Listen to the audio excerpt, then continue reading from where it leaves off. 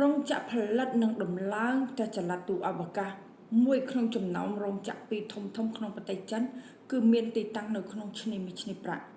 នេះគឺជាផ្ទះលំហែទូអវកាសដែលមានវត្តមានដំបូងបង្អស់នៅក្នុងប្រទេសកម្ពុជាដែលផ្ដល់នូវគុណភាពរឹងមាំភាពធន់ភាពស្រស់ស្អាតនិងភាពស៊ីវិល័យជូនទៅដល់បងប្អូនដែលត្រូវការ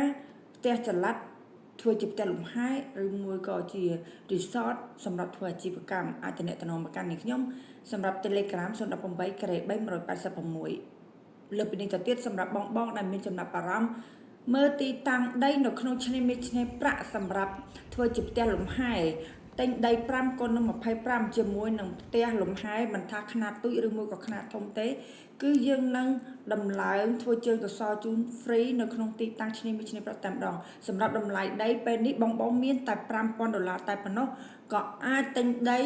និងកាត់ប្លង់ផ្ទៃកម្មសិទ្ធិជូនដល់ឈ្មោះបងប្អូនតែម្ដងសម្រាប់តម្លៃបងផ្ដាច់5x25 $11,250សម្រាប់បងដែលមិនទាន់ចង់ចំណាយលុយសុទ្ធទិញនៅក្នុងគម្រោងយើងក៏អាចមានតែ5,000ប៉ុណ្ណោះ5,000ក្រុមហ៊ុននឹងកាត់ប្លង់ផ្ទៃកម្មសិទ្ធិជូនហើយបងអាចទិញផ្ទះចល័តខ្នាតធំឬមួយក៏ខ្នាតទូច